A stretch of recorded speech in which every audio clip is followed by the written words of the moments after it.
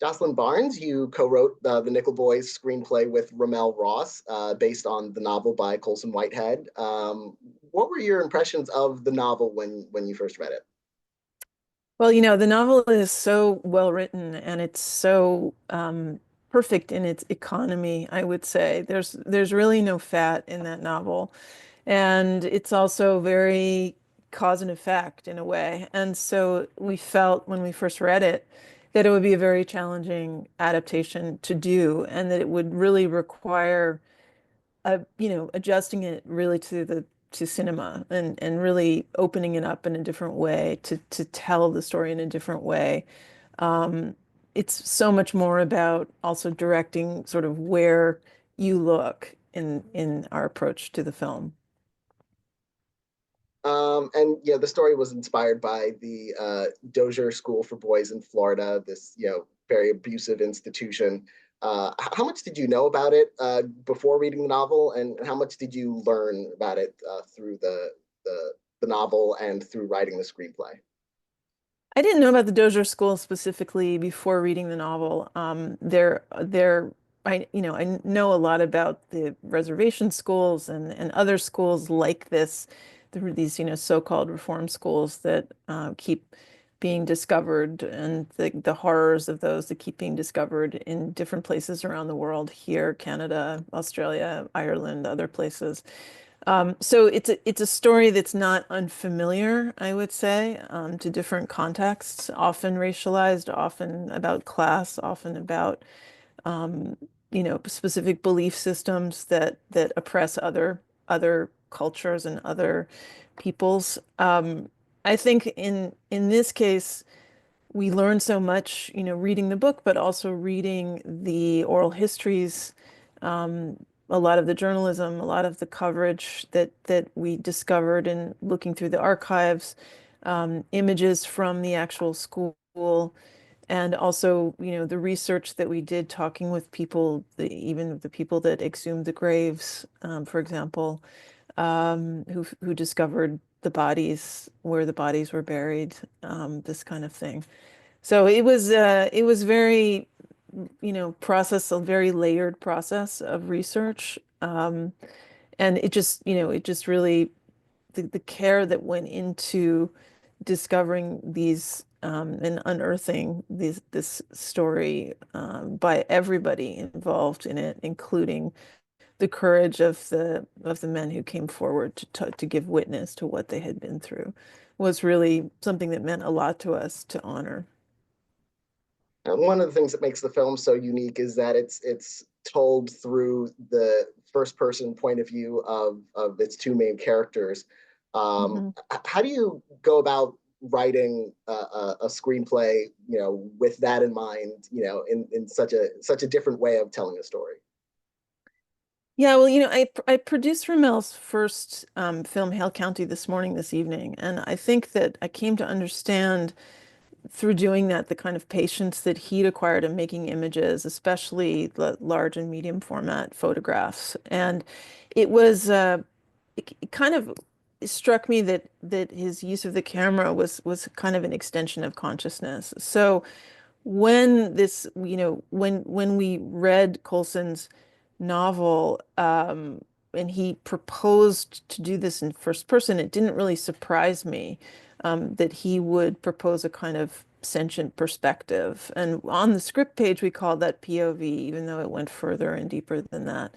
But the kind of questions of, how you get past the conditioning that we all have of being voyeurs, how to entice the viewer into entering the eyes of the main characters, what it means when you not only are looking through, entering a point of view, but also the way the gaze is returned to you then becomes different. Actors are taught, not to look at the camera. In this case, they're looking at you and they're looking at each other as well. So that, I understood that kind of grammar that he was looking for. And it's a kind of something that we resisted, this transitional narrative, as a structural strategy to very deliberately suspend what he calls conclusive imagining. And so in writing that, we felt that we started it as an edit firstly because the specificity of the images, which are organized in a kind of in narrative images and scenes that really flesh out develop the characters and flesh out the story, and then archival images which extend the imaginative world and which also convey the actual investigation that one of the main characters is undertaking as revelations are made about what's being discovered at the Nichols School. And then adjacent images, which kind of serve to deepen the interiority of the characters. And then, finding a way to write that and also to take the other idea RaMell had, which was to shoot the film in oneers without coverage, without benefit of coverage, meant that we were also writing the script with duration in mind in terms of the way scenes would work and sequences would work. It's kind of it's it's a it's a way to, I think, reorganize time. Time moves both forward and backward in the script simultaneously, and so therefore the present moment is really the moment that is less determined. And we felt that we would respect the viewer so much if we could give them that experience of participating in the unfolding very directly, like putting it together as you go, the way that you kind of experience reality and how reality is put together. Now, much of the violence that's inherent to this institution, happens off screen. Was that a conscious decision? Yeah, I mean, it was really one of the first things that we said when we were offered the book to adapt and to as a director producer team, and then ultimately when RaMell asked me to co-write with him, one of the first things that we talked about was the desire to not show on-screen violence because we felt that we could, I think, respect the experience of violence that the real people who had lived this violence. Um, we could respect that by acknowledging it through engaging every viewer's own imaginative capacity. What you imagine is going to be worse than what you've seen, but there's also a reason to not reinscribe the imaging that we've seen over and over again, especially the kind of violence that Black bodies have received over decades and decades of work. So we've been so conditioned to seeing Black people this way that we decided that it was really important to find a very different way to represent what had happened. As you mentioned, you worked with RaMell Ross on Hale County this morning, this evening. Mm. How's it different collaborating with him on a documentary versus a scripted film? Well, I think it's funny, coming out of coming because we've done a lot of documentaries, and I think coming out of documentary um, gives you a certain approach to writing that comes a lot from editing.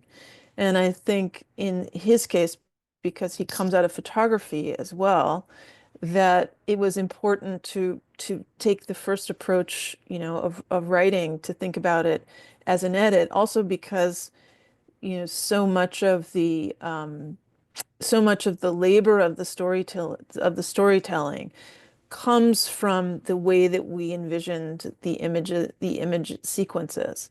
And those are written out in the script, just to say, even the archival footage that we then asked our archival producers to go and find. It was really important to us to include very specific ideas about what images we were looking for. There was also the process of discovery during the making of the film, what the actors brought to it, what the locations, the designer, the cinematographer, everyone really, I think, worked together so beautifully across the whole film and then beyond into the edit and into the post and the sound design and so forth to really support the original vision. But it's very much as scripted, including the final montage sequence, which is quite detailed.